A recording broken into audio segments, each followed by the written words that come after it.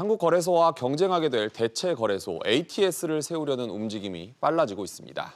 금융당국은 인가 심사를 위한 가이드라인을 이르면 이달 중순 내놓을 것으로 보이는데요. 대체거래소가 세워지면 일반 투자자 입장에서는 어떤 영향이 있는지 짚어보겠습니다. 권세욱 기자 나왔습니다. 먼저 대체거래소, 일반인들한테 생소할 수도 있는데 어떤 개념인지 설명해 주시죠.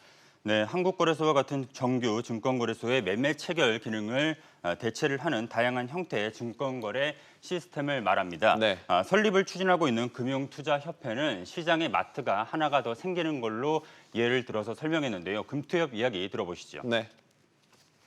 이제 A마트에서 1,000원에 살 수 있고 B마트에서 900원에 살 수 있을 때 투자자께서 이제 주문을 넣으시면 증권사가 알아서 B마트에서 900원으로 물건을 사오게 됩니다. 좀 가격 면에서 더 우위에 있는 그런 시장으로의 주문 체결로 이어질 수 있을 것으로 보여집니다.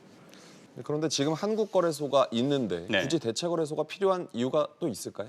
네, 있는데요. 대체거래소가 설립이 되면 다양한 서비스와 경쟁을 통해서 증권 시장의 발전을 촉진을 할 수가 있기 때문입니다.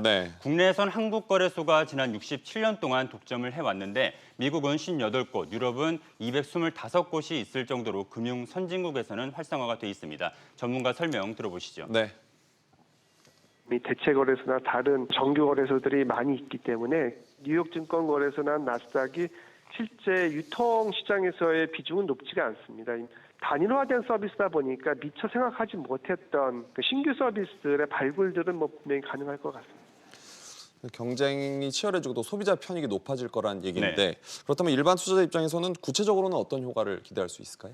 네, 한국거래소의 수수료율이 0.0027%로 국제적으로 낮은 편에 속하기는 하지만 거래 비용이 추가적으로 좀 더 낮아질 것이라는 기대가 나옵니다. 또 거래 시간이 확대가 돼서 야간 매매가 가능해질 수도 있고 거래 속도 또한 개선이 될 전망입니다. 일반 투자자 입장에서는 잃는 것은 없고 얻는 것은 많다는 예상이 대부분인데요. 들어보시죠.